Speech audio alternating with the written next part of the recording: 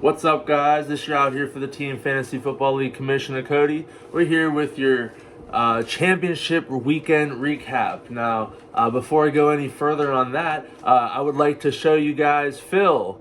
Phil, say hello to the crowd. Hey, what's up, guys? It's your current champion. Spoiler alert, our 2020 champion, Phil. Shout out to Phil for the championship, as always. Before we get into that, lots of stuff going on in this video. I'm proud to have my season-ending video. We'll get into the first, second, and third place matchups. We'll also get into a little bit of off-season stuff, nothing too crazy, just kind of preparing you guys. I want to keep this video rather shorter, just so everybody can watch it. It's the award ceremony. Well, not really the award ceremony. I would like to get into that as well after this too. Well, without further ado, we'll start out with our third place matchup. Will versus Liam. Will wins this matchup pretty handily, 219.12 to 147.63 for Liam. What stands out to me, Phil, is Lamar Jackson, 31.87 for Will. Alvin Kamara with a monstrous 63.7. Let's not forget that week he had there. Gus Edwards with 17.95 points, and then Devontae Adams with a monstrous 44.2. Imagine having to play that lineup in your championship week, Phil. I would still win, I think. You would. You had 221 points, so you would. Even if Phil came and saw me in the finals, you still would have won. I would like to note, though, Phil, just for the record. Will had 219 points with a 0 from Terry McLaurin. Ooh, the goose egg. Yeah. Now, even to your credit as well, Phil, I took note. You had Brandon Ayuk had a pretty bad week, and you also on your bench you had Jamison Crowder with 32. So it still could have been a hit or miss there for you and Will in the championship. Little bit of notes there. But let's not overshadow Liam. Liam had a strong fought season for a lot of the season. He was in the top 5 in the power rankings, and deservedly so, finishing in 4th place this year. His top 3 players were J.D. McKissick with 24.2, Juju with 23.6, and Ryan Tannehill with 17.79. Like I said, 147.63 points. There's not really much to say about Liam's score there, other than he just had a solid season throughout, and I just want to say shout out to Liam. Anything for you, Phil, for Liam? He probably doesn't even watch this, so I'm gonna say good job all season, Liam, and I hope you have the same solid, steady season that you always have in this league next season. You said it beautifully, Phil. Words that I was thinking in my head. Especially the beginning where he doesn't watch this. Moving on to our championship matchup. As I said, spoiler alert, Hobert versus Phil. Hobert puts up a respectable 178.21 points. Before we get into Phil's team, I know Phil's here, so we'll save the best for last so he can give his champion speech, if you will. The first ever on the videos that we've been doing here. So even though this is our 9th year that we're a part of it, you're our 9th champion, Phil.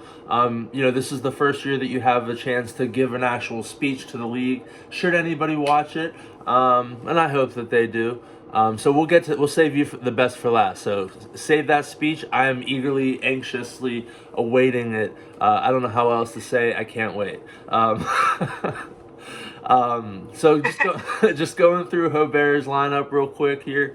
We have Justin Herbert with 20.62. Excellent rookie season for him. I could see Hobert keeping Herbert. Aaron Jones with 15.3. Stephon Diggs with a matchup high 44.5 points. Chris Godwin with 19.4. George Kittle 13.2. Mark Andrews with 13.6. J.K. Dobbins with 16.45. Jared Goff with 11.81. His Rams defense with a 15.33. And Tyler Bass with 8. The only thing on his bench, I'm not going to get too much into the bench benches here unless they were significant, which, I mean, the only thing that was Curtis Samuel had 23.55 on his bench. The only thing he really would have, I mean, you really wouldn't have subbed anything out, in the grand scheme of things, but it wouldn't have changed what happened in the matchup anyway. 23 point, it would have added an extra 10 points, give or take, to his lineup, which it would have put him at like 188, give or take. Phil dropped to 21, so Phil could have taken a nap on half of his matchup and still won. With all due respect to Hobert, I'd like to say shout out to you. First season league, coming in a close runner-up, second place. Definitely put together a championship matchup. You set your best possible lineup, minus, like I said, Samuel, but like I said, you weren't going to swap anybody in or out. So I just want to say shout out to you. Welcome to the league. You had a great first season. I hope to see you carry that momentum on to the following year. Phil, anything for Hobert before we get onto your team? Yeah, I just want to say, Hubert, you put up a great fight, and first season into the league is not always easy. My first season into the league, I actually won the whole thing, so I know it could be a little rough, but always next year, my guy. So keep up the good work. Phil teaching a lesson. I didn't realize. Shout out to you, Phil, for the rookie league champion there. Not allowing somebody to take your thunder in that regard. So shout out to you for that, Phil. Before we get into your victory speech here, I'm gonna go through your roster, give some quick little takes here, and then we'll get into your victory speech. So starting off the top of your roster, 221.05 points, the most in the championship round, at least of the teams that were playing for something. I didn't look at any of the consolations, so obviously I'm not sure there. But Aaron Rodgers with 37.39. Brandon Ayuk, as I mentioned previously, he only put up 4.35 points, so that's replaceable. Obviously, not that it matters. Mike Davis with a 12.3. Allen Robinson, a solid 21.3. Travis Kelce with 22.8. David Johnson with 32.9. David Montgomery with 25.85. He came on strong for you late in the end there. That whole stretch, the Bears were just, Allen Robinson and David Montgomery were just riding. You were just riding them to the championship the whole way. Those are my guys, man. They came through for me. Yeah, not for us in the playoffs. Mahomes with 27.17. Panthers defense with 23.99. Greg the Leg, your kicker, with 13 points. Quick little nuggets here. Jamison Crowder, like I said, if you and Will would have played in the championship and you both maximized your lineups, I still think you would have won with if you would have swapped Jamison Crowder. Logan Thomas with 13.55, and your backup kicker put up 14 as well. So, as always, your team from top to bottom. And let's not forget you had Keenan Allen, Ronald Jones, also that didn't play week 17, or 16, I mean. So you from most of the season you were in the top 3 or 4 in the power rankings, of course, and I think you had the most points. I didn't look at that number, but with all that being said, congratulations to you, Phil. I'll let you go on your speech, and then I have something I'd like to give for you as well. Without further ado, Phil, take it away. Okay, so I guess I'd like to take this opportunity to apologize to absolutely nobody. I'm just messing because we got Poirier McGregor tonight, so I'm just getting in the attitude for it. But in all seriousness, I'm sorry for all your losses. Extend deepest sympathies. But at least you guys didn't let the door hit your butt on the way out. So I'll always see you guys next season. And the double champ is here, guys. So I'm triple champ coming next year. Who's ready to take that throne? I'm welcoming all challengers. But number one is always here. I'll see you guys next season. Awesome, Phil. I would like to note, as I will never let you forget, that I was the first loss of your season. I did beat you this I year. never let I me did down. not lose to you. Thank you, Will, for beating me, for not losing to Phil in the next round, because I would have. So with I am. It has been an honor to say that I was one of two teams to beat you this year, and congratulations, Phil. Now, Phil, I have something for you. I've done polls in the past. There wasn't a lot of enthusiasm for it. I feel like the reception to the league that I'm trying to turn this into has been positive. I've had a bunch of positive feedback. I feel like we have a bunch of consistent players in the league. I believe 100% of people are committed, but even if they aren't, majority are. At least that's the way I feel like everybody is, and I'm just happy to feel that way. And that's why this was such an easy decision for me to just out of pocket take care of. Um, Phil, because you have won this championship for the second time, tying Scott for the most championships in this league in league history. We're at 9. This is the 9th year, FYI for everybody. I would like to present to you the first ever Out Here for the Team Fantasy Football League trophy, bro. The first ever. On this trophy, we have a nice big football. As you can see, we have the red pillars. Red's my favorite color, and I just like the way it bounces. I am thinking about getting a gold football at the top over time, so we'll see. How that reception. I like gold with red a lot, so that's why I was thinking about it. I didn't realize I had that option when I ordered it. But I went out of my way. I bought us a trophy for the league to go on going forward. To put into context, you have your Out Here for the Team topper right here for the champion. And then from 2012, our first year, we have 2012 champion Nina Polino, 13 Jared Mystic. Both owners are no longer with the league anymore, but they are indeed in the history book that I sent out to everybody. 2014, yours truly, my one time of championship stardom. Thank you, Le'Veon Bell, Matt Forte, and everybody in the league at that time. Then we have Phil taking over Jared's team and winning his rookie year in 2015. We have Liam with his first championship in 2016. Eric slides in 2017, and then Scott with the back-to-back 18, 19, if I could count properly, obviously.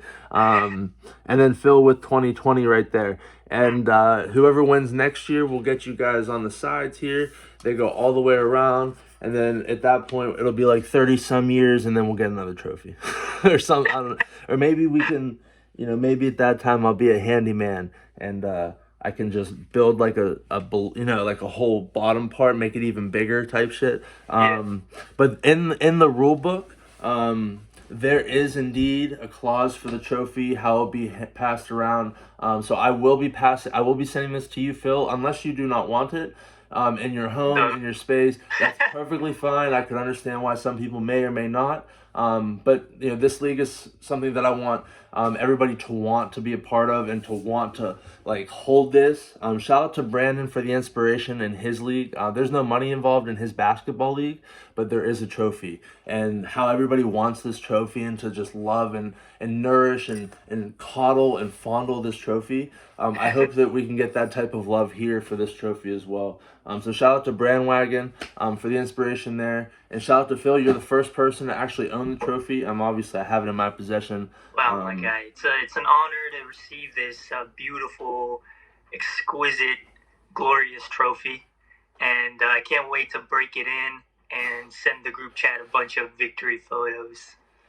Well, I hope that you clean it before it's sent to the next person.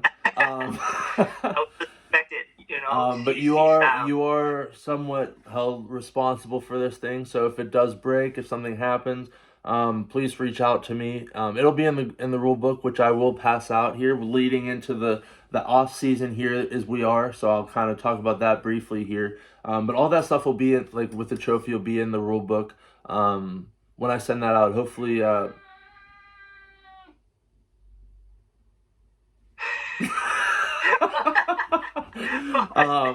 But yeah, all that stuff will be in the rule book. My plan is to get that out by like March 1st. I want to take my time with it. I want to reread it, change some of the language, make sure it's a little bit more specific. I did spend some time with Scott, one of our deputy commissioners, a couple weeks ago, about some things we're going to add, subtract some language in there as well. Like I said, just make sure it sounds correct. But like I said, my goal for that is March 1st. For those of you that are still listening, and I'll send it out regardless to those who aren't. But yeah, this will be all the information for this will be on there. If you don't want it, I will not you personally, because I know you said you do. But if you do not want it, you can send it back to me, and I will hold on to it until the following winter or the following winter that wants to hold on to it. But yeah, it's just this is my gift to you guys in the league. For you guys taking my league very seriously. Not just fantasy football wise, but those of you that are participating, that take the time out of your day to be in the group chat, just to be friends with us and have a good family like atmosphere. Like I said, this league is meant to be something where all of my friends through life, we can all get together one time of year or one space of the year, because it's like 6 to 8 months, fantasy football. I want to say thank you to you. Thank you to you guys for making this league so incredible, and this is just my way to say thank you. And again, congratulations to Phil for our 2020 Fantasy Football League champ, out here for the Team Fantasy Football League champion. And I think it's pretty cool too that we got our first trophy where the whole side is filled. Like, it's not like we started where here or anything like that. Like, we took the time to mature and grow into a real league, and then we got ourselves a trophy. So Phil, is there anything else you'd like to add as far as the trophy? Yeah. Are you excited? So What are we going to do with it? Speak on behalf of the league. I hope that's okay. Yeah, of course. From me, your champion, wants to say to you, Cody, that thank you for making this league as engaging and just being an amazing commissioner and keeping us all interested in being a part of it. So I appreciate that, and I can't believe next year is going to be a whole decade that this league has been running for. So again, you are, we're boys. We go way back, and I can't wait to shoot the shot with you one day, catch up on everything, and hopefully one day I'll get to meet everyone else in the league. Awesome, thank you, Phil. That means the world to me that you enjoy what I'm doing here, and not just you, but everybody in the league as well. So I just, from the bottom of my heart, I appreciate it, Phil, and everybody else that loves and enjoys this league. And with that being said, we'll move on to the off season. Like I said, I'm looking to get the rule book out there by March 1st. I'll probably get out sooner, but just as a conservative estimate. And draft is going to be coming up. Not free agency, but tradings. You guys can trade. I just always recommend you wait till I get the rule book out there. Things like that. And I hope to get everybody together for the draft here and on Labor Day going forward. And Phil, thank you for being a guest on my show. It has been an honor, not to just be your friend and brother for life, but to have you on my show. Anything else you'd like to say to the league? Anybody else that's watching on YouTube? Anything you'd like to say to the world? Mom, I'm on YouTube. I'm just kidding. Thank you, Cody. Appreciate you.